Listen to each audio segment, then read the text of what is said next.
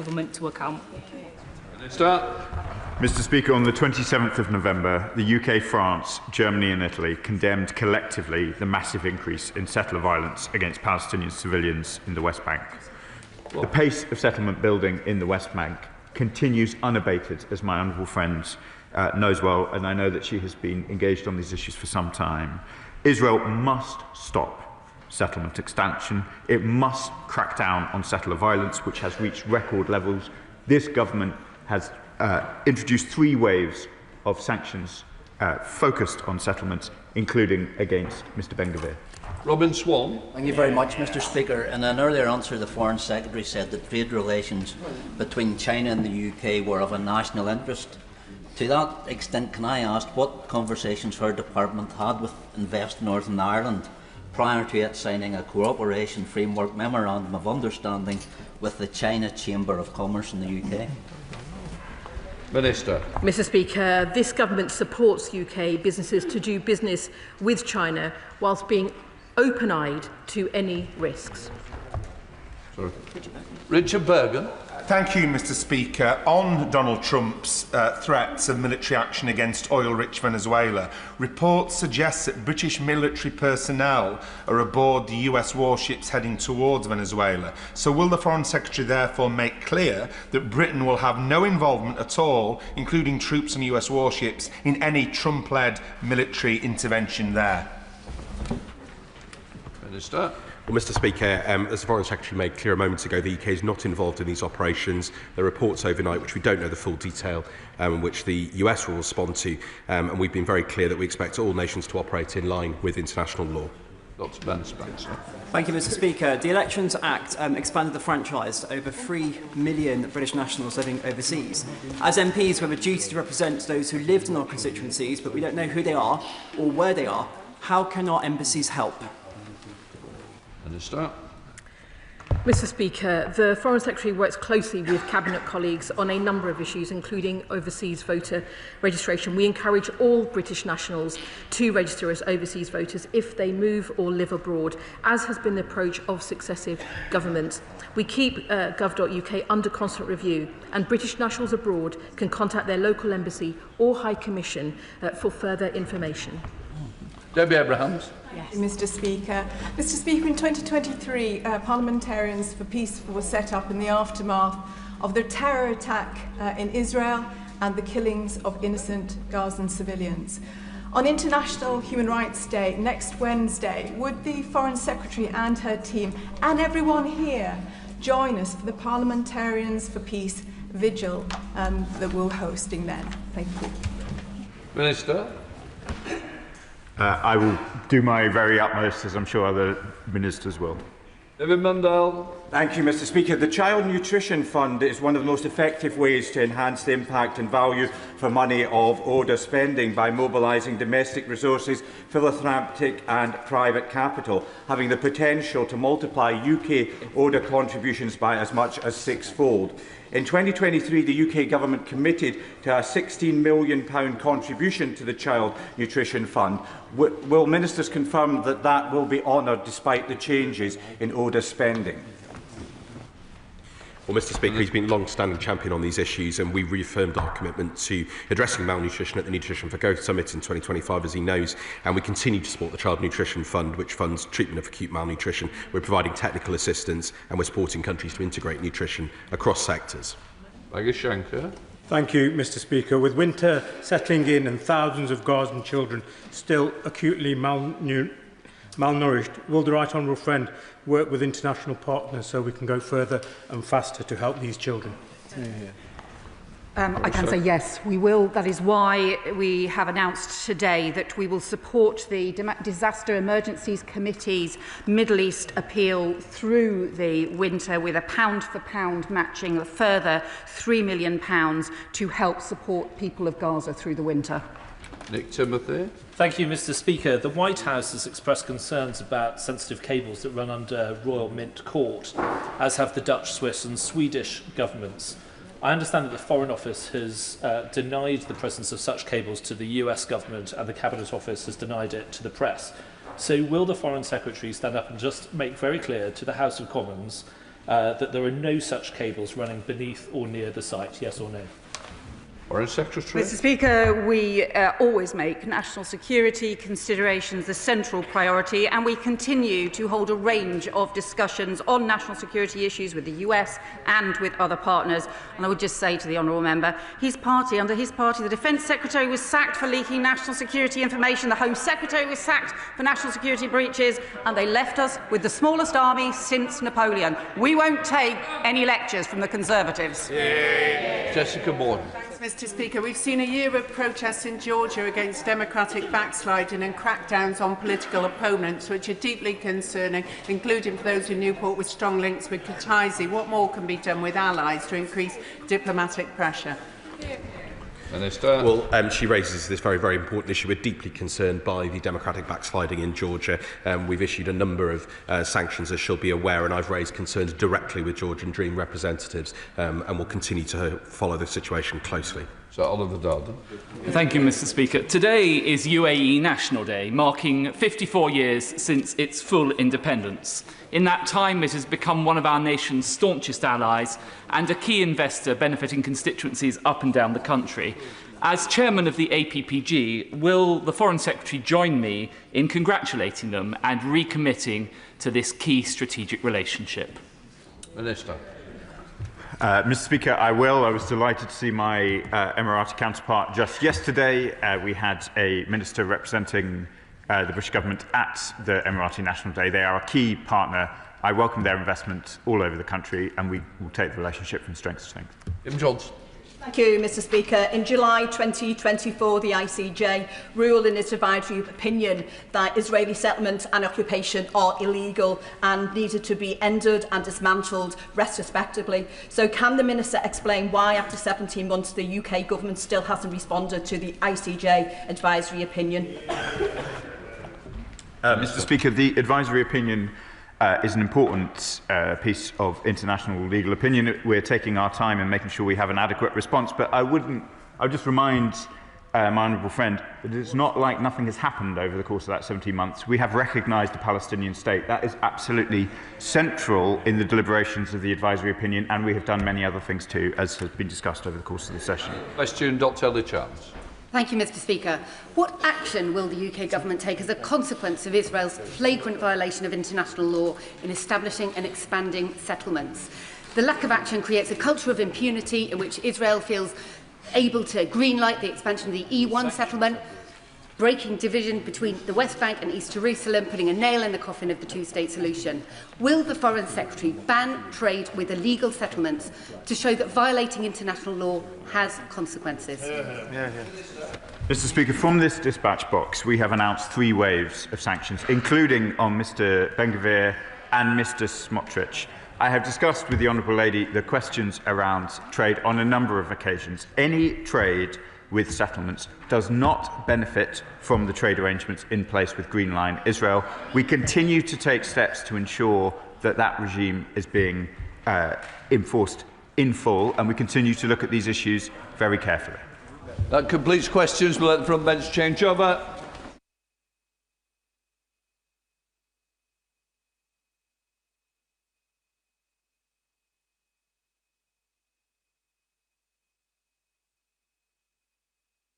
I now call the Justice Secretary, David Lammy. Mr. Speaker, with your permission, I will make a statement on criminal court reform. As the House is aware, the first part of the independent review of criminal courts was published in July. I'm grateful to its chair, Sir Brian Levison, one of the foremost judges of his generation, and his expert advisers, Professor David Omeronde, Chris Mayer and Sean McNally. With this review, Sir Brian has produced a blueprint for once-in-a-generation court reform. It's desperately needed, Mr. Speaker, because this government inherited an emergency in our courts. A record of rising backlog, currently at 78,000 cases.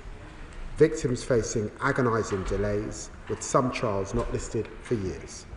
All the while, defendants bide their time.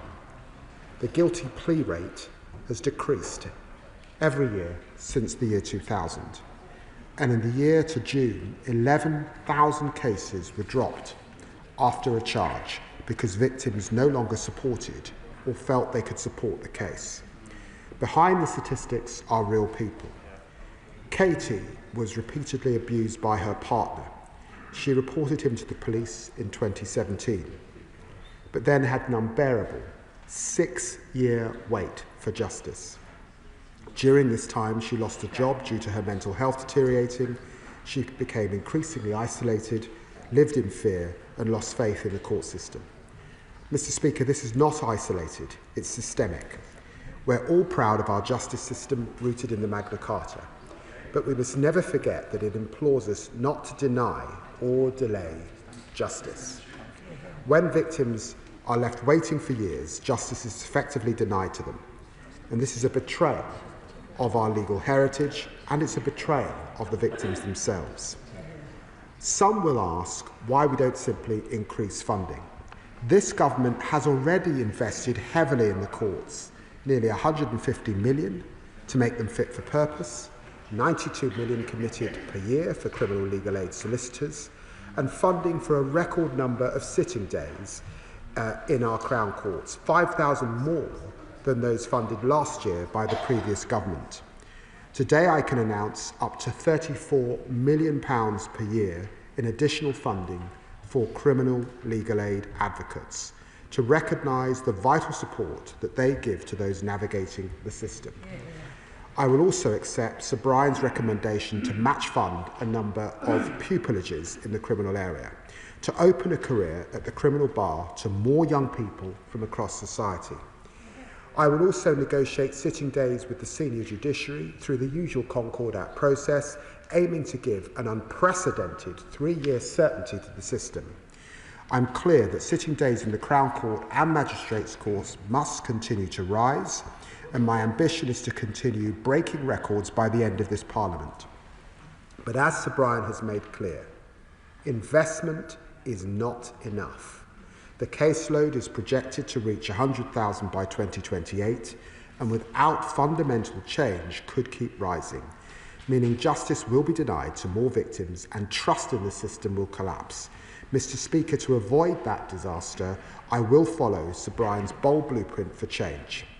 First, I will create new swift courts within the Crown Court with a judge alone deciding verdicts in triable either-way cases with a likely sentence of 3 years or less, as Sir Brian recommends. Sir Brian estimates that they will deliver justice at least 20% faster than jury trials. And whilst jury deliberations remain confidential, judges provide reasoning for their verdicts in open court. So this will hardwire transparency into our new approach.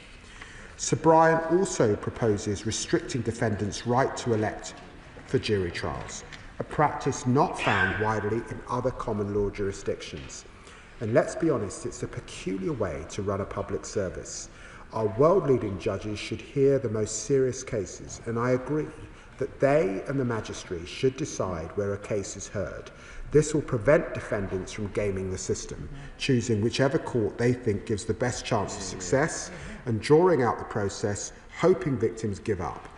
And I will limit appeals from the Magistrates' Court so that they are only allowed on points of law to prevent justice being delayed further. Alongside these changes, we will increase Magistrates' Court sentencing powers to 18 months, so they can take a greater proportion of lower-level offending and relieve pressure on the Crown Court. I will also take power to extend that to 2 years, should it become necessary to leave further pressure. And when it comes to exceptionally technical and lengthy fraud and financial trials, judges will be able to sit without a jury where appropriate. While these cases are small in number, they place undue pressures on jurors to sit for months, a significant interference with their personal and professional lives. These reforms are bold, Mr. Speaker, but they're necessary. I'm clear that jury trials will continue to be the cornerstone of the system for the most serious offences, those likely to receive a sentence over 3 years and all indictable-only offences. Among others, this will include rape, murder, manslaughter, grievous bodily harm, robbery and arson with intent to kill. Mr. Speaker, I'd like to clear up some misconceptions that colleagues unfamiliar in this area might hold. In England and Wales, magistrates have long done the vast majority of criminal cases. That was true in the Victorian era, it's right through to Winston Churchill's time, and today magistrates hear about 90% of criminal cases.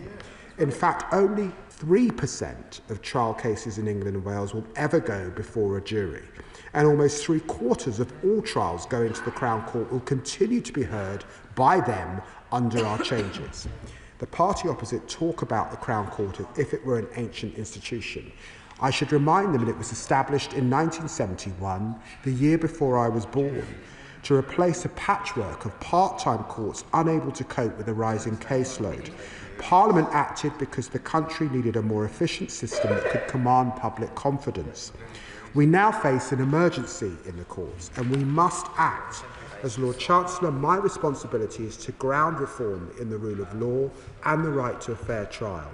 We will ensure cases are dealt with at the right level, proportionate to their severity, and deliver the swifter justice victims deserve. I'm also clear that we must future-proof our approach. Technology is changing almost every aspect of our lives, and the courts can be no exception. This means that we must modernise, Mr. Speaker. We have asked the Prime to write a second report focused on efficiency and how we can make much better use of technology to deliver the modern and effective courts the public rightly expect. Mr. Speaker, we'll also continue to support victims to make sure that they have the confidence to come forward and see justice through to its conclusion. I announced this week that I will provide multi-year funding for victim support services, including specialist emotional and practical support for victims of domestic violence and domestic abuse, and increase budgets to reflect rising costs. And this will give providers a certainty to plan for the next 3 years. And it amounts to a total investment, a record investment in victims of £550 million, more than £500 million. I want those victims to stay the course. Finally, we must also be honest that this is a problem that has taken years to build up. It will take years to fix. The changes I'm proposing will require legislation that will take time to implement. Our investment will also need time to have an effect. But we are pulling every possible lever to move in a positive direction, and my ambition for the backlog to start coming down by the end of this Parliament remains. And I commend this statement to the House. Yeah. We now come to Shadow Justice Secretary Robert Jenner. Well, I'm glad to see that the Justice Secretary has finally come into work today. When 12 prisoners were mistakenly released after the introduction of his brilliant new checks, he didn't bother to come to Parliament to inform the country. Then when I asked his department whether it's paying compensation to terrorists in prison, he didn't show up. And when the news of his plans to scrap jury trials mysteriously emerged in the press last week, he was nowhere to be seen. Like the prisoners under his watch, he's been a man on the run, the Lammy Dodger of this sorry charade for a government. But now today we are blessed with his presence, and his past is catching up with him, because the best opponent of the Justice Secretary's plans to curb jury trials is the Justice Secretary himself. In 2020, he said, "Criminal trials without juries are a bad idea. You don't fix the backlog with trials that are widely perceived as unfair." In 2017, in his report into prejudice in the criminal justice system, he found juries, and I quote, "act as a filter for prejudice." But now he's become Justice Secretary, he's scrapping the very institution he once lauded. Which is it? Will the real David Lammy please stand up? And it isn't just him. Who can guess which Labour MP said taking away jury trials would be a wholly draconian act? Is it Mary Antoinette? It's his junior minister. And what about this? There should be a right to trial by jury in all criminal cases. Any ideas, Mr. Speaker? Who else? It's the Prime Minister this time. Does this government have no shame?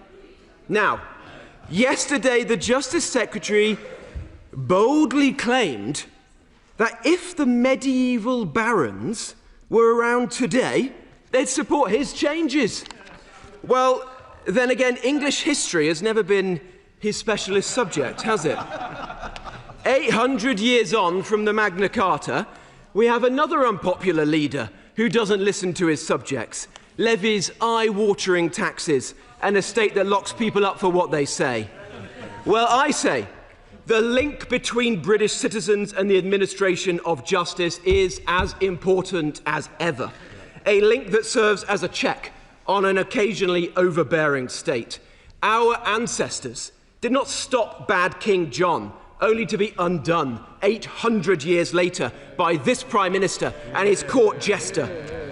And all of this because the Justice Secretary can't manage his own department.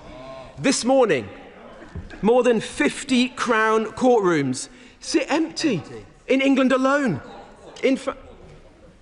Can I just gently say, I wanted, quite rightly, the Justice Secretary to be heard without comment from the front benches, so I certainly expect the same in return. Do we understand? Thank you, Mr. Speaker. This morning, more than 50 Crown courtrooms sit empty in England alone. In fact, over 21,000 court days have gone unused this year. And why? Not because there are too many juries, but because the Justice Secretary won't fund the sitting days. Had he done so, the backlog would have shrunk by up to 10,000 cases rather than the fact it's risen this year. The truth is, scrapping juries is a choice. This government could find the money to bear down on the backlog of asylum claims. It could find the money to spend more on benefits, just not to fund the courts to sit round the clock. Last year, the entire budget for courts and legal aid was £5.5 billion. Almost exactly the same amount of money, £5.4 billion, that we spent on illegal migrants. He defends their rights under the ECHR, but not our rights under Magna Carta. And for what? He can't even guarantee that in 4 years' time, this will reduce the backlog. With this Justice Secretary, it is justice delayed and justice denied. So I ask him, much of the rest of the package announced today is sensible, but why has it taken 17 months? The Bar Council, the Law Society, the Criminal Bar Association have all said that jury trials are not the problem. You're facing the wrong way. It's very hard when you're looking at the doors. Thank you. Just, Mr. Speaker. So why did he not start by reforming the probation service, the court listings, and tackling delays from late prison transfers? Why has he still not taken up the Lady Chief Justice on all the sitting days she's offered him? And lastly, why on earth does this Justice Secretary think he has a mandate to rip up centuries of jury trials without even a mention of it in his party's manifesto? In his twisted logic, he says he's scrapping juries to save them. But be in no doubt, if the Justice Secretary gets away with this, is the beginning of the end of jury trials. He's already in retreat. Let's unite to send him packing for good. Justice Secretary. Well, I'm very grateful to the Shadow Justice Secretary, and I am a little surprised that in his tirade he never once mentioned victims. Not once. Not once in his clip did he talk about the people waiting in that backlog. He's boasted about himself as an armchair historian. Can I just give him a history lesson, Mr. Speaker?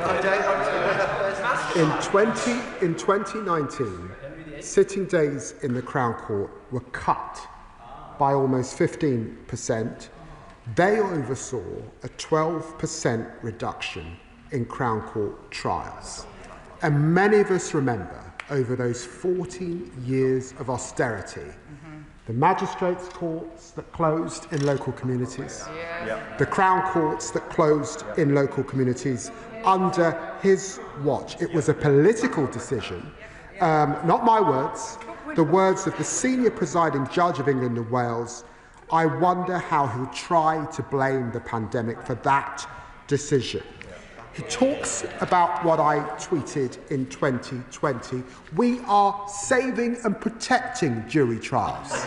Jury trials will continue. He talks about trial by jury as if we live in the United States. 90% of criminal trials, 1.3 million, are done by our magistrate. Our magistrate in this country, which has existed for 650 years, and we are going to grow our magistrates who we believe could do more. He talks about the Magna Carta. Yes, Article 9 establishes the jury trial, which we are proud of, and 39 establishes the jury trial, and it establishes a fair trial. But he knows too that Article 40 asks us not to delay justice, and that is the substance of this debate, and that is why we need reform. He knows too that the Conservatives took juries away from defamation cases in 2013. Back in 1933, we had juries sitting in civil cases. So, of course, we reform. We reform to meet the needs of the system. He knows also that because of DNA evidence, because of CCTV, for a whole raft of reasons, police arresting 10% more, we have a demand issue. We must meet that challenge, and we must ensure that we put the victim at the centre of our criminal justice system. That's who it's there for, and it's why he should have mentioned them. Andy Slaughter, Chair of the Justice Committee. Mr. Speaker, can I first recognise the commitment of the Lord Chancellor and the Minister of State in grasping the issue of the Crown Court backlog, which, as Sir Brian Leveson says, is a threat to our whole system of criminal justice. The criticism of these proposals from the opposition benches comes with no solution whatsoever. Can I also acknowledge his decision to stay within the limits proposed by Sir Brian for cases which in the future will be tried without a jury. Nonetheless, these are profound changes to the criminal justice system, which not only restrict the role of juries, but substantially extend the powers of magistrates and judges sitting alone. Will he therefore evaluate the effects of these changes to see whether they, along with other measures such as increased investment, bring down the backlog, and whether they do so fairly, without bias, and without increasing conviction rates or sentence length? And if they do not deliver on all these points, will he think again? Justice Secretary. Well, I'm very grateful to my right honourable friend for all of his work in these areas. And yes, I can commit to that evaluation, which is, of course, very important indeed.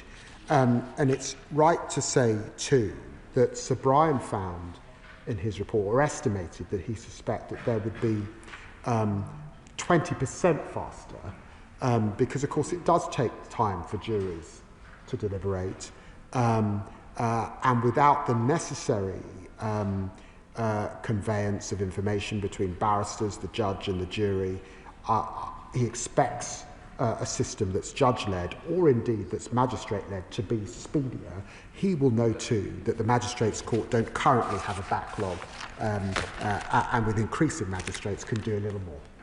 Jess Brownfield, the Liberal Democrat spokesperson. Thank you, Mr. Speaker. The announcement today of the government's plan to reduce the use of trial by jury would be an historic upheaval of our court system with profound consequences.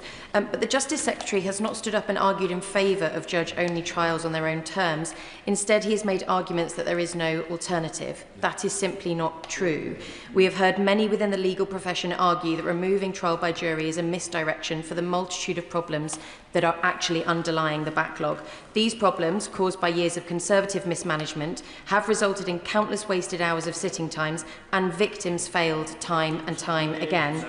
Perhaps the defendant does not arrive in court due to the broken private contracts. There is no interpreter. Maybe the witness care unit forgets to tell witnesses to attend, or key evidence isn't served until the day of trial, so the defence has no time to consider it, or there's not enough court staff to manage the security on the door and the trial runs late, or our crumbling court infrastructure results in no running water, a broken lift, even flooded courtrooms. So we do need a real solution to tackle these issues which plague our justice system, but instead the Justice Secretary intends to remove a huge number of jury trials despite his own previous opposition, all while the Ministry of Justice capital budget is being cut by 3% in real terms every year. So while I absolutely welcome the £500 million investment in victims and witness support over 3 years, the total courts maintenance backlog is estimated at £1.3 billion. So can I ask the Justice Secretary, where is the investment to fix the collapsing infrastructure in the justice system? And will he consider reopening many of the Crown Courts closed under the Conservatives, including mine in Chichester? And as he confirmed to the media today, an entire jury's worth of prisoners have been released in error in recent weeks. Does the Secretary of State have confidence in his department to oversee such an extreme and radical reform when they're not even getting the basics right? Justice Secretary. I'm very grateful to the Right Honourable Lady.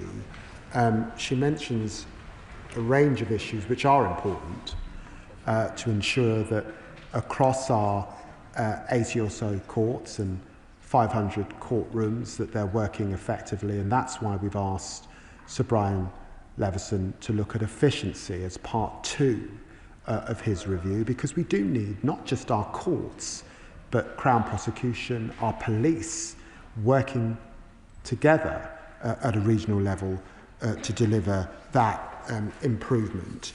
I would just say to her that when we're thinking about those either way cases, I do think it's legitimate for the government to take a view on, for example, whether a driving licence fraud or fly tipping or the theft of a bike requires a jury trial, which will last 2 days, let's say, or actually it can be dealt with by a magistrate or by a judge. And I know that she is committed to us bearing down and dealing with violence against women and girls. And it can't be right that if you're charged with an offence like the theft of a bicycle, theft from a vehicle, theft from an employee, that you can opt for a trial, and by necessity that goes into the system and will delay a rape trial, a murder trial or something else. That's the balance of decision that I've sought to make, and I think it's why the government has made the right decision, implemented Sir Brian's reforms. Dame Diana, Mother of the House. The entire House is concerned about victims, including attacks on women and girls. But the entire House is also concerned about the men and women who will undoubtedly suffer miscarriages of justice if the right to trial by jury is curtailed. And I would quote from a lawyer: "The right to trial by jury is an important factor in the delicate balance between the power of the state and the freedom of the individual. The further it is restricted, the greater the imbalance." That lawyer is our current Prime Minister. He wrote that in 1992. It was as true then as it is true today. How can the Chancellor stand up and propose a limitation of the right to trial by jury when he knows perfectly well the category of defendant who will suffer the ill effects of that? Justice Secretary. Can I say I'm very grateful to my right honourable friend, and I'm hugely grateful for her expertise in these areas. She will know that for lots of reasons to do with poverty particularly, many women are affected by by criminal cases that don't actually command a sentence of much more than 12 months. Actually, the vast majority of crimes committed by women are dealt with by magistrates. And it's my judgment that they could do more. And I do say, in keeping in mind the victims particularly, it cannot be right that we're asking women to wait, that in a city like London, If you are raped tomorrow, the listing will not be until 2028 or 2029. If you're centring those victims, and it's why I think the Victims Commissioner is supporting these changes, it is because we are putting those women first. I'd also remind her of the 550 million that I'm dedicating to victim support to support those very women she talks about. Sir Jeremy Wright. Thank you very much, Mr. Speaker. I think the government deserves credit for taking seriously a serious report into a serious problem.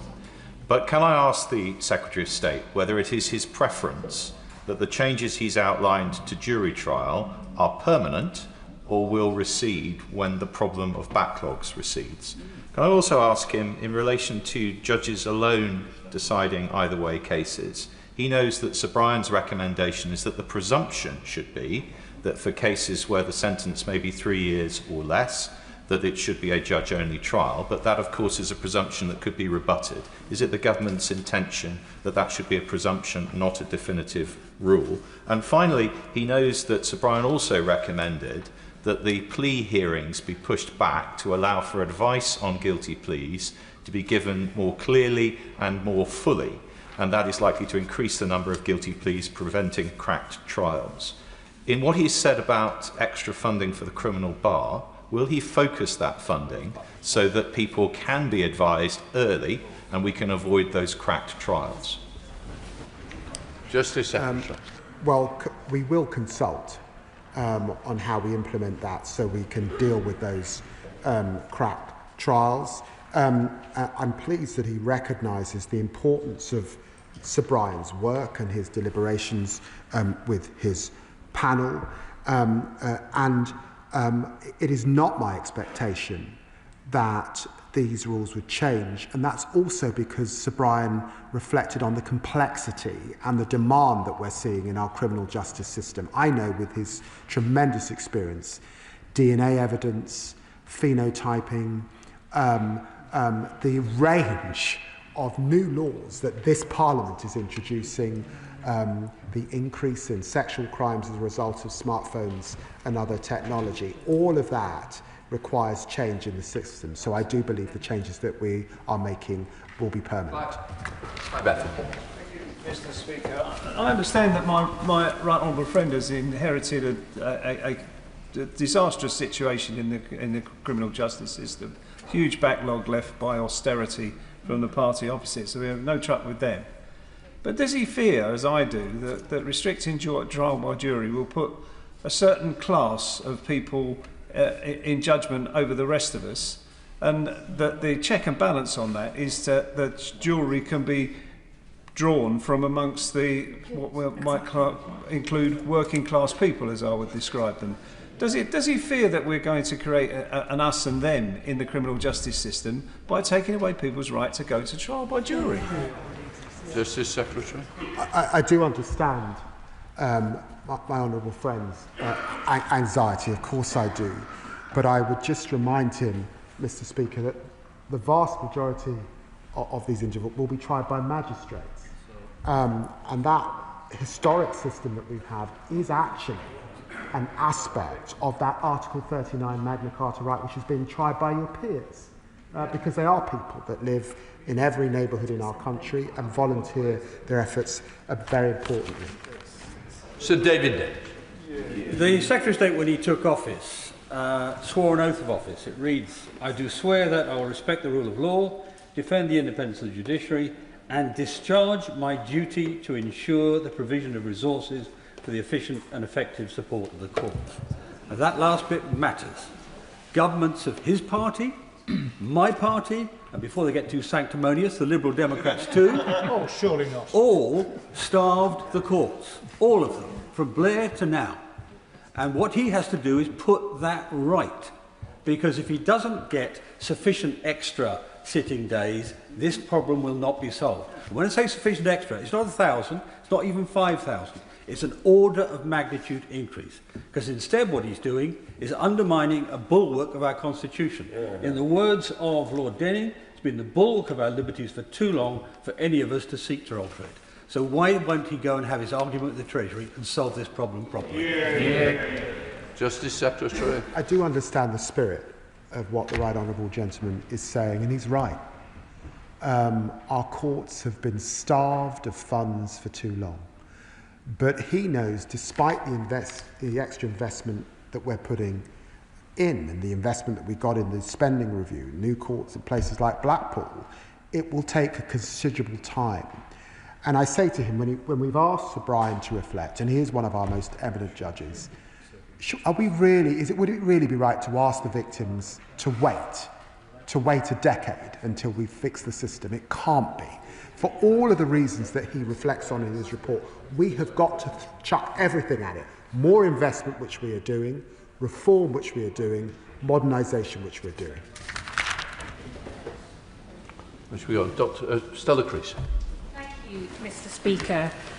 Any of us who have supported a constituent who is in a rape trial will take no lectures from the benches opposite about how they managed our courts. There is clearly a challenge here. I think the worry for many of us is whether the Justice Secretary's own prescription is the solution, because as he points out, juries are involved in less than 3% of all criminal cases. So it is difficult to see how this measure, with all the challenges that it may bring for justice and fairness, particularly for some of our minority communities, will address that backlog. Lord Leveson himself pointed out increasing sitting days wouldn't be a solution unless we had the barristers as a solicitor. So can he make a guarantee that there will be the funding for the legal aid that is required to ensure that every defendant has decent representation?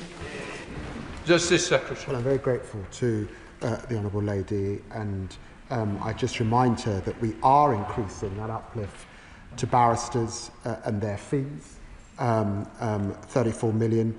We've also increased legal aid, 92 million for our solicitors.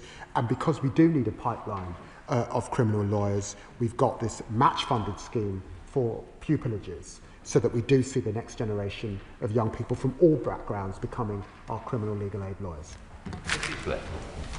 Speaker, juries are not the cause of the court backlog. If they were, we would not see similar extended delays in the magistrates' courts, which have a record backlog of 361,000 cases. The cause is not just pupilages, but also legal advisers in the magistrates' courts.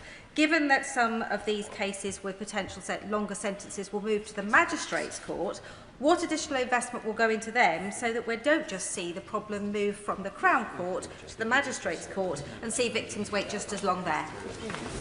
Justice Secretary. I say that's why we're putting money into legal advisers. That's why we're growing the magistracy. There isn't anything like the backlog in our magistrates' courts that exists in our Crown Courts. So the question is, should we leave it as a year, or could our magistrates do more? And I think 18 months in terms of the sentencing threshold is right. Richard Berben. Thank you, Mr. Speaker. I need to be honest.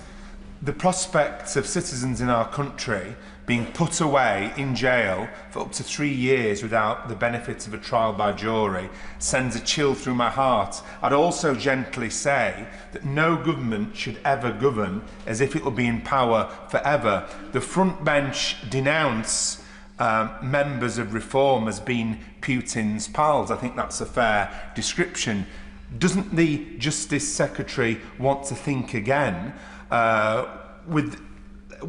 Because what would we imagine if Putin's pals, as described in government in this country, where people get put away for 3 years without trial by jury, how would they use this? And isn't that a frightening prospect when we make these changes under pressure and hand these changes on to forces which I think would take things even further? Doesn't that concern the Justice Secretary? Justice Secretary. I would just say to the honourable gentleman that clearly I think he would accept that justice isn't being served now. And I simply would not equate either our magistrates or our independent judiciary to anything like what we see under Putin's Russia. Dr. Neil Shasrihas. Thank you very much, Mr. Speaker. Nobody would disagree with the Lord Chancellor's diagnosis. The criminal courts are in crisis. It's the treatment that is in dispute. And the question is whether the watering down of jury trials will be the solution, when in fact it's a lack of judges, it's a lack of court space, it's a lack of infrastructure and inefficiencies in the system, and crucially it is a lack of appropriately trained defence and prosecution counsel who can deal with the complexities of these cases. Is this not a case, Mr Speaker, where the government have chosen to prioritise other areas of spending, such as welfare, over our court system?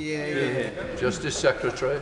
I just say to him that his party didn't come up with any solutions and the backlog continued to rise.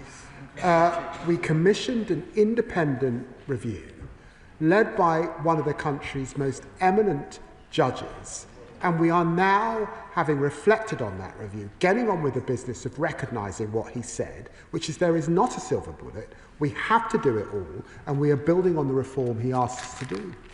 MacDonald. Can I welcome the additional money for the criminal aid advocates and also more pupilages? But if we are to rely more upon single judges and often sitting in alone, is there a need for greater transparency with regard to the selection of those judges, even to the point of individual selection on individual cases? I've written to the Secretary of State this morning on behalf of a number of our members about a particular instance of a disappearance of a judge. I'd be grateful if you could read that letter and possibly we could meet with a group of MPs concerned about this matter. I will read that letter and commit to myself for the Minister of State meeting with him and the MPs. And he's absolutely right. Transparency is core. And when I looked at this in the Lammy review, I was very concerned that too often what happened in our Magistrates' Court, what happened in our Crown Court, there were not the transcript, it was not easy. And that is absolutely part of what we are now investing in, particularly with AI as technology, and we will be coming forward with. Liz Sutherland. I rise as the co-chair of the Justice Union's parliamentary group. Carnarvon Justice Centre is only 16 years old, but the roof leaks when it's raining and the heating doesn't work. So I'll list some of the root causes why criminal courts are processing fewer cases. High workloads, staff shortages and inexperience, poor administration, crumbling buildings. So how does he think that undermining one of the basic tenets of English and Welsh law is going to be a solution to those problems? Justice Secretary. Well, can I refer her to paragraph 9 of Sir Brian's review, where it says, it is important to underline that greater financial investment on its own, without systemic reform, cannot solve the crisis. We are investing. It will take time. It's not fair to ask victims to wait. Lindsay Farnham. Thank you, Mr. Speaker. Mr. Speaker, I spent 2 decades working on the front line in the criminal justice system, and I can tell you now, this is a crisis that has been building for years and years and years. I spoke to one of my former colleagues today to ask him how things are, and he said, something has to be done. The backlog and delay is distorting the justice system, and people need to wait so long for justice that defendants are pleading not guilty in the hope that the case ends up being considered not in the public interest. Meanwhile, the public, victims and witnesses pay the price. Justice delayed is justice denied. My former colleague is there right now working on the front line in the criminal justice system. So let's support those people working on the criminal justice system, and let's support our victims of crime so that they get justice quickly and fairly. And please be bold is my request to the Minister, and thank you. Justice Secretary. I'm very grateful to the Honourable Lady who puts her remarks so well. Let us be clear that there are defendants gaming and playing the system. And if we continue to allow them to do that, it is victims, vulnerable victims, who pay the price in the most serious offences in our country. That is why it is not just about financial investment. It has to be about reform. And I'm determined to see this through. Very grateful. Sir Ashley Fox. Thank you, Mr. Speaker. Sir Brian Leveson made a number of recommendations in his report to reduce the Crown Court backlog, many of which are welcome, but curtailing the right to a jury trial is not one of them. So will he instruct his department to publish the modelling they will have undertaken so we can see how much effect each individual recommendation will have in tackling the backlog, so this House can take a view on its efficacy before we vote on his legislation? I can undertake that there will be an impact assessment at the point of legislation, of course. Cox. Thank you, Mr. Speaker. The governance of jury trials has changed quite considerably over time, dramatically so in the 19th century and again in the 1970s. In both cases, in order to enhance and improve public access to justice. Would the Lord Chancellor agree with me that if our traditions, including our legal traditions, are to endure, they need to adapt? Yes, Secretary. She's absolutely right. Demand is soaring. We're asking our police to arrest more, quite rightly. All of us know smartphones, DNA, phenotyping so that you can tell if someone's got what the colour of their eye is, all of this stuff increases the workload. We have to reform the system or we will break it. Ray Matthews. Thank you, Mr. Speaker. Justice delayed is indeed justice denied. But we have a proud history of juries in this country. So if juries are to be suspended for cases where less than 3 years, 3-year sentence is expected to clear the backlog, will this just be for a limited time? And when will normal jury service be resumed? Thank you. For the reason of complexity that Sir Brian sets out, and because actually passing legislation means that we can only see the numbers starting to fall, I think, by the next general election. No, this change has to be permanent. Andy McDonald. Mr. Speaker, given that the Bar Council has said it has seen no evidence that removing the right to elect a jury trial will significantly reduce the Crown Court backlog, and both the Bar Council and the Criminal Bar Association state that the real cause of delays is years of underfunding and reduced sitting days, can the Minister explain why the Government is pursuing the removal of jury trials without publishing any modelling to show that juries, rather than chronic under-resourcing, are responsible for backlogs? Will the Minister release the evidence base underpinning this proposed reform? Impact assessments after the reform is made will be too late. Justice Secretary. Can I just ask my honourable friend, who I know has tremendous expertise in these areas, the evidence is here in a very, very lengthy report and review that looks at all the issues, says it's likely that the new division within the Crown Court and changes to the Magistrate Court will lead to a 20% speed up of the process.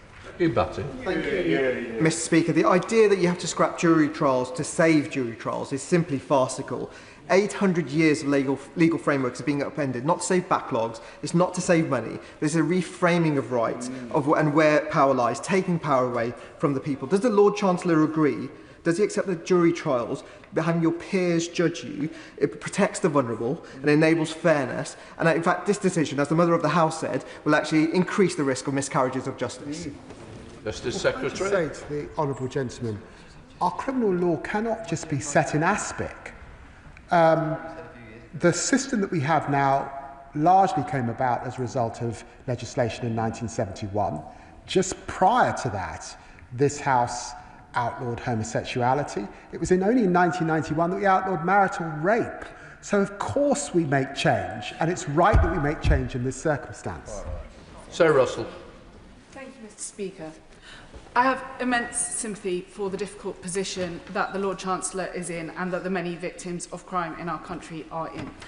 There are, however, a category of offences relating to the right to protest, and the right to protest has been restricted by multiple governments over time. It is very important that we maintain the involvement of jury trials within anything touching on that area. Can the Lord Chancellor commit to retaining jury trials where either the current offence potential imprisonment would be such that at the moment it would be an either way offence, or where they're currently explicitly either way? Sorry, would currently go to the Crown Court, or where they would be either way? Justice Secretary. Well, I recognise that in that category of those who are sentenced to beyond 18 months that would now sit with the magistrates and up to 3 years, there will be a range of cases. But I do believe that determination now must be left to our magistrates and judiciary to make that appropriate determination. Lockhart. Thank you, Mr. Speaker. Mr. Speaker, we are supposed to have a legal system in which we're proud of, and the purpose of jury service is to ensure fair and impartial justice system.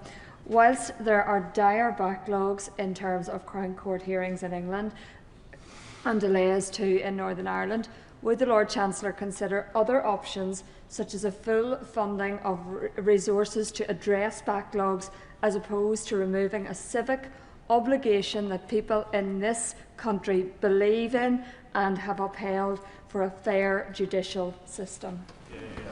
Secretary. Well, can I say to the Right Honourable Lady that the evidence is here, this is an independent review, and I just read her what Sir Brian says once again. It's important to underline that greater financial investment on its own, without systemic reform, cannot solve this crisis. Nadia Whitty. Thank you, Mr. Speaker.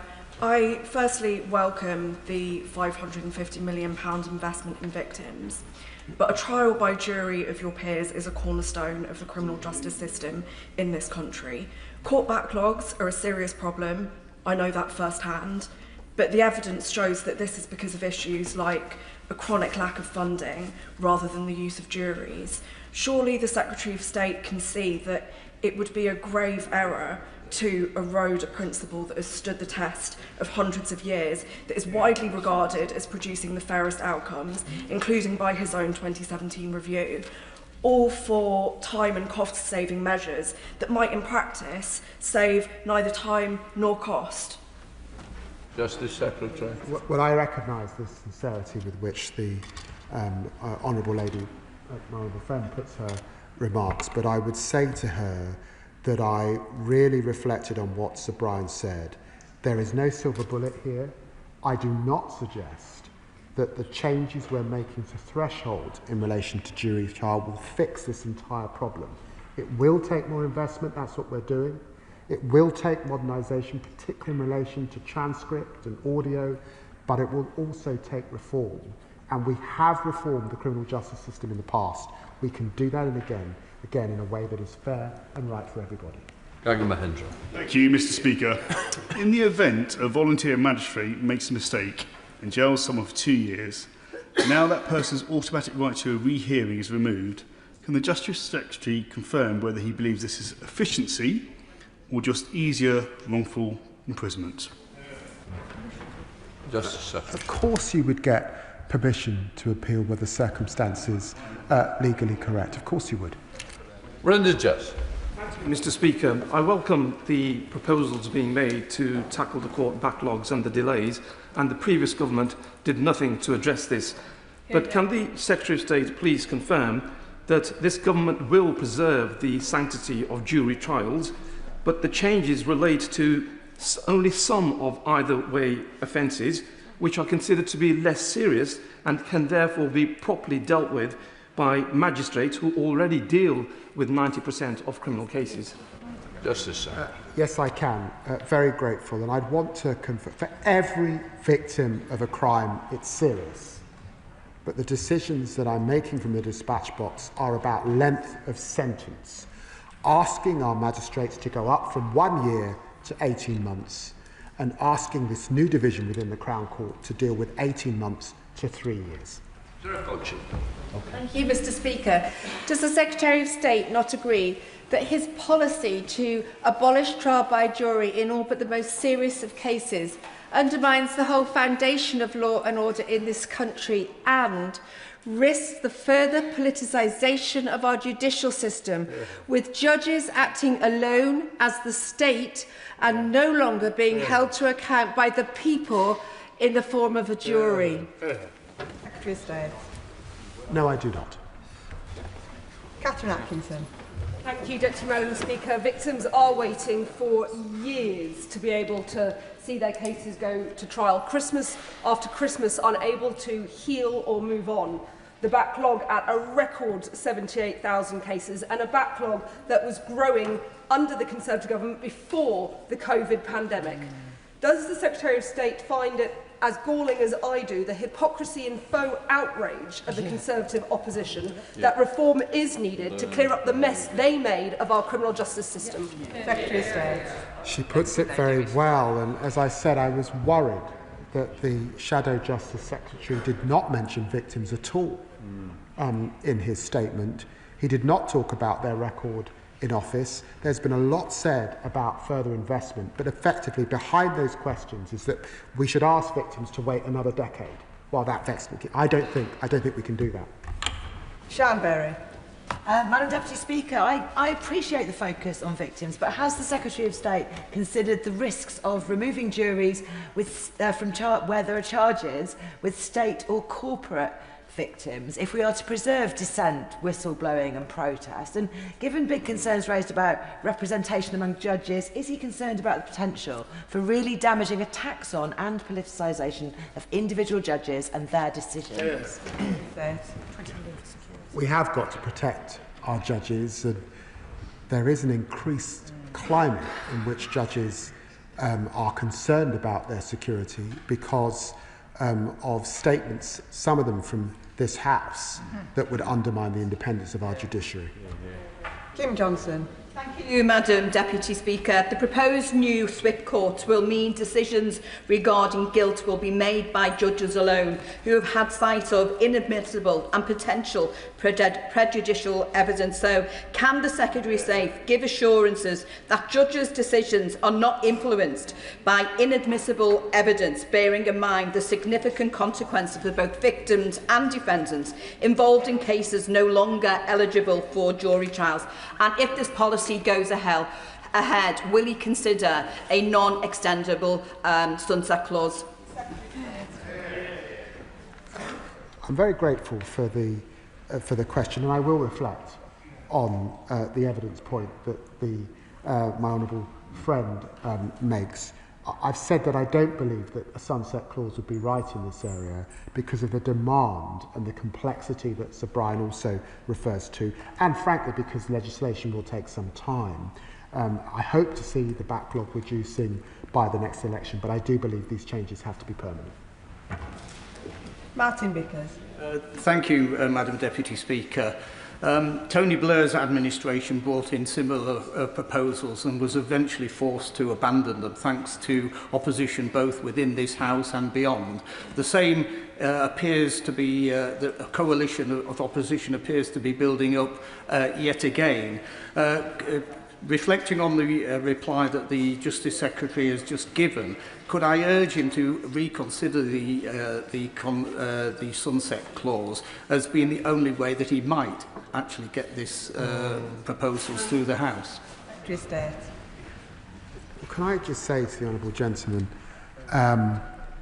you know, when I had come out of practising at the beginning of the Tony Blair period, the cases were not anywhere near what they are today. There wasn't a backlog. I mean, cases could come on within a year, so very, very different circumstances. And we did not commission a lengthy review to look at all of these issues in the way that we have today. So it's a vastly, vastly different set of circumstances. Thank you, Madam Deputy Speaker. In September, I attended a roundtable meeting with CSE survivors, which was hosted by the Mayor of West Yorkshire. And one of the key issues they raised was the delays that they are facing in court proceedings. It is unacceptable that perpetrators aren't being brought to justice more quickly. So can I welcome these reforms, but can the Justice Secretary set out how we will make sure that those court delays are reduced as much as possible and that perpetrators are brought to justice as quickly as possible? Secretary. Well, I'm very grateful to my honourable friend, and she's absolutely right that it's in implementing those recommendations, it's in moving, I hope, to legislation as soon as we can. The continued investment in the court system is important.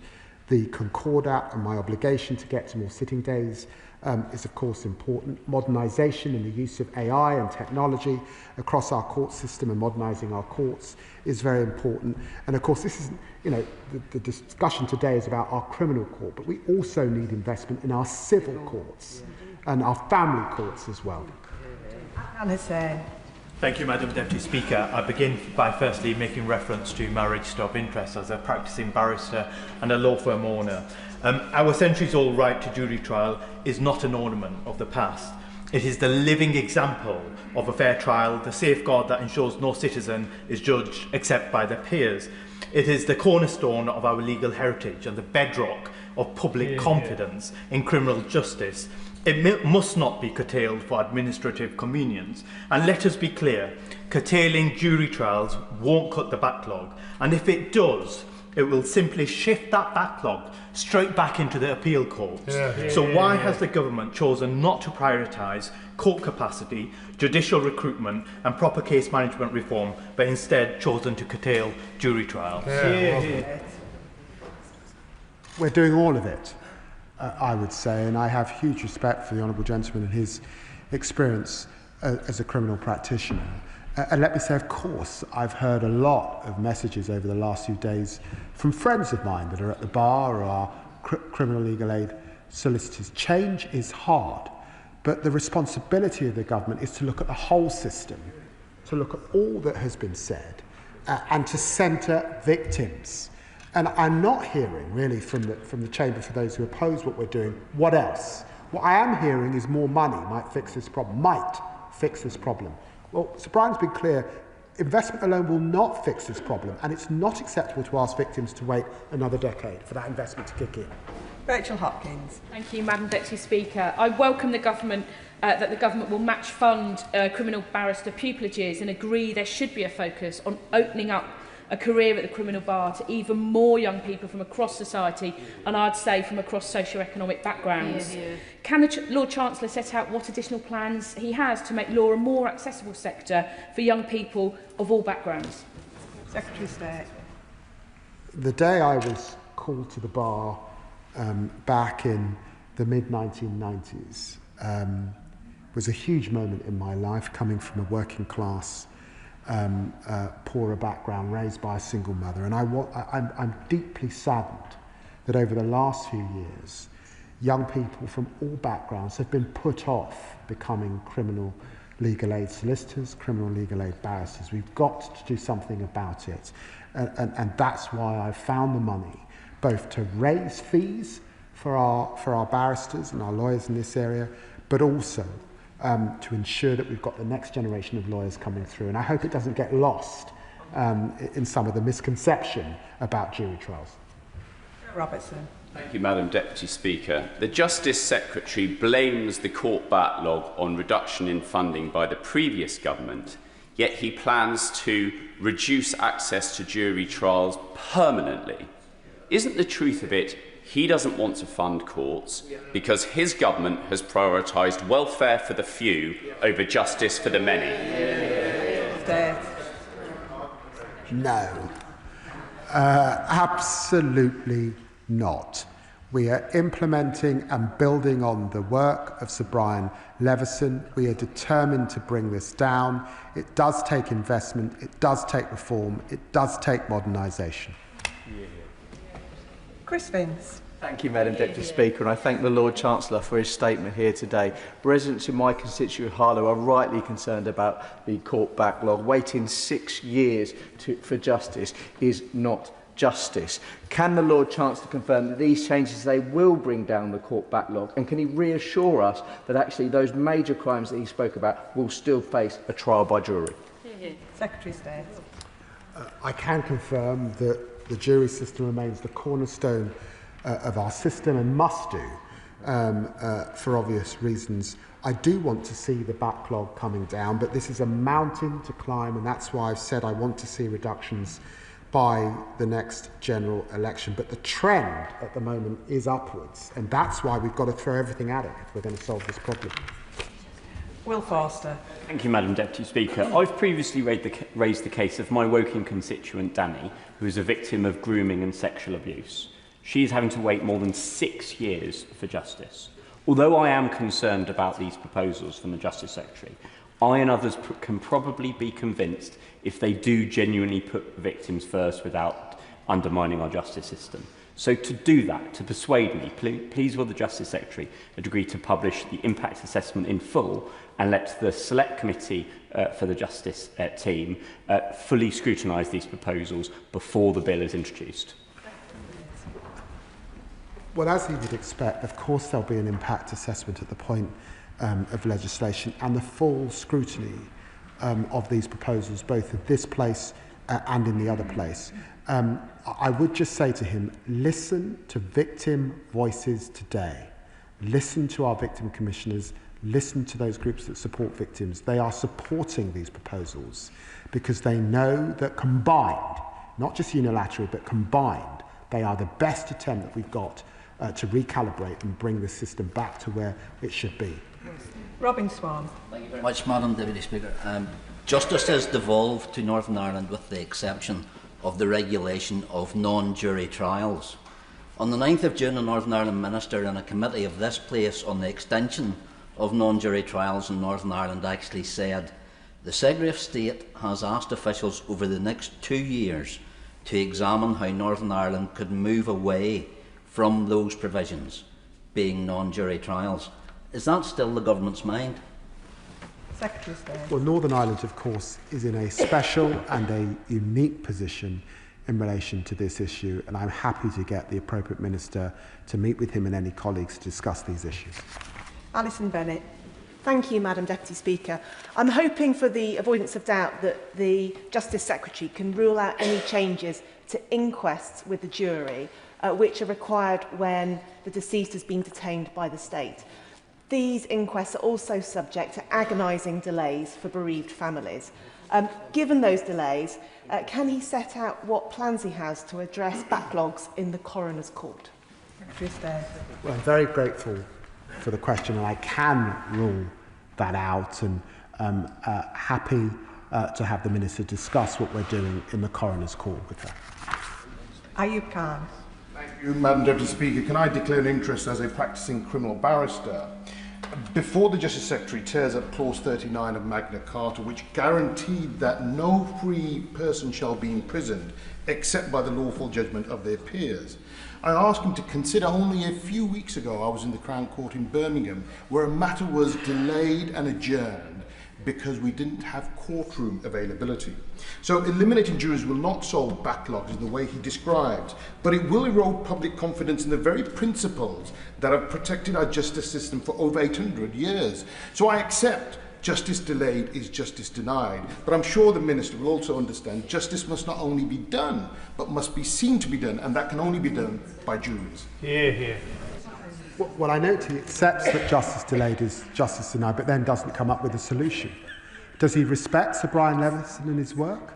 Does he recognise that it's important that we do reform the system so it's fit for purpose and fit for the next generation? Does he accept, he must accept, as a criminal practitioner, the huge demand and the changes that we've seen in criminal practice since I qualified as a lawyer 30 years ago? Of course he does. Jim Allister. Madam Deputy Speaker, having spent my professional life practising in the criminal courts in Northern Ireland, where we have had both jury trials and non-jury trials to deal with terrorist offences, I must say to the Justice Secretary that whatever the intellectual capacity of a judge, they do not have the practical life experience collectively of 12 jurors. And it is that which brings superior credibility to a jury verdict. Yeah. So could I suggest to the Justice Secretary that to dissipate juries is to strain the quality of our justice, particularly in circumstances where the presiding judge will have to both decide on the admissibility of evidence and then to put from his mind evidence he might have dismissed when reaching a verdict, and nonetheless convey to the public that justice has been seen to be done. Well, I'm hugely respectful of the honourable gentleman's experience in these areas. We do ask our judges across a whole range of areas to make life-changing decisions. I'm the father of an adopted daughter. There is no greater decision than you can make, believe me, to take a child away from its birth parents. So judges do have to make difficult judgments, and they do so with the assistance, of course, of those who give evidence before them. So I do believe we can do this, and I just ask him to reflect on that 3-year threshold and the sorts of crimes in which we're asking our magistrate and our judges to make those fine judgments. Iqbal Mohammed. Thank you, Madam Deputy Speaker. The previous government should hang its head in shame for leaving our judicial system, the courts, the backlog and the prison systems in such disarray. A 2022 survey of 373 legal professionals conducted by Barrister Keir Monteith KC and the University of Manchester found 56% of respondents had witnessed at least one judge acting in a racially biased way towards a defendant, while 52% witnessed discrimination in judicial decision-making, concluding that there is institutional racism in our justice system. Given the Justice Secretary now seeks to remove juries, does he foresee greater injustice, prejudice and racial discrimination in our courtrooms? And what steps is he taking to tackle the existing and likely increase in institutional racism? The honourable gentleman knows that the previous Prime Minister David Cameron and Justice Secretary Michael Gove asked me to conduct the Lammy review. And in that review, I did recommend that training, which was not happening in the way it should happen, and it's now happening. I was concerned about the diversity of our judiciary and our magistracy. That has improved, more to do. But say in London, with 31% of our magistrates are now from an ethnic minority background. And of course, it's also important that in the changes that we're making, we will now get the judges' reasoning, which of course lawyers like those on the backbenches can challenge. Where you've got a jury, you don't get the reasoning. And I think that is important as we look at these issues of accountability. Madam Deputy Speaker. Point of order, Dr. Kieran Muller. Thank you. During the questioning, the Justice Secretary referred to the Victims Commissioner supporting these proposals. I wonder if the Justice Secretary would be able to clarify the record. The Victims Commissioner sadly passed away a number of weeks ago and cannot possibly have seen these proposals. I wonder if the Justice Secretary was referring to the incoming Victims Commissioner who starts in January, but her statement released today makes no reference to the Justice Secretary's proposals on changes to jury trials. And I wonder if he might have inadvertently misled the House or about that. That is not a point of order for the Chair, but the Secretary of State wants to respond. Well, just to clarify, I did discuss these proposals with the incoming Victims Commissioner, and today there was a violence against women event held at number 10 with many victims' organisations. And of course, with them and with my colleague, the Minister of State, who's in her place, who will make the next statement, there is wide welcome of these proposals. That concludes the statement. And before we move on to the next statement, I have to notify the House, in accordance with the Royal Assent Act 1967, that the King has signified his royal assent to the following acts: Public Authorities Fraud, Error and Recovery Act 2025, Property, Digital Assets, etc. Act 2025, Animal Welfare, Import of Dogs, Cats and Ferrets Act 2025, Border Security, Asylum and Immigration Act 2025. We now move to the next statement. I'll just give a few moments for the front benches to swap over. The ferret, isn't it? Every time.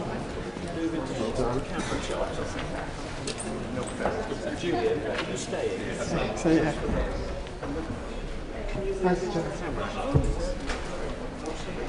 Statement, Minister Jess Phillips. With permission, Madam Deputy Speaker, I would like to make a statement on the Angelini inquiry. I cannot begin anywhere else than by acknowledging the abhorrent crime that led to the establishment of this important inquiry in the first place. Sarah Everard's murder by a serving police officer was a betrayal of trust so wretched that it defies belief. None of us will ever forget the collective sense of sorrow, outrage and revulsion that swept across the country in the aftermath. There were far-reaching implications for policing and the public's confidence in those who are meant to serve and protect communities. And let us always remember that this began with a young woman losing her life. A beloved daughter, sister and friend gone because of an act of pure evil. Today I am thinking of Sarah and of the years denied to her and of her loved ones. They are in all of our hearts. as are the other victims of violence against women and girls who have lost their lives. As the Justice Secretary said, I've been with some of them this morning, and we hold them, and I'm sure I speak for the House, very closely in our hearts. Part 1 of the Angelini inquiry focused on the career and conduct of Sarah's killer, while Part 2 was commissioned to examine broader issues in relation to policing and the safety of women. The first of 2 reports that will make up Part 2 of the inquiry has been laid before the House and published today. It examines what more can be done to prevent sexually motivated crimes against women in public spaces. The report starkly highlights that many women do not feel safe due to the actions and behaviours of predatory men, and they are assuming the burdens of their own protection themselves through avoidance measures such as not going out at night, avoiding dark streets, and modifying their use of public transport. This is, as we all know, utterly unacceptable. As the inquiry chair, Lady Ailish Angelini, puts it so clearly in the report, somehow we have simply come to accept that many women do not feel safe walking in the streets. This is a substantial and significant report, and I would urge all members to read it in full. And while it acknowledges that there is a range of ongoing work which seeks to prevent these terrible crimes and disrupt predators, it also highlights that there is no quick fix and demands a more consistent approach across the whole of society to address and prevent this violence. I would like at this point to place on record my heartfelt thanks to Lady Eilish and her team for their work. They have approached and continue to approach their task with skill, sensitivity and determination. Today's publication underlines why it is so vital that every agency and every sector does more to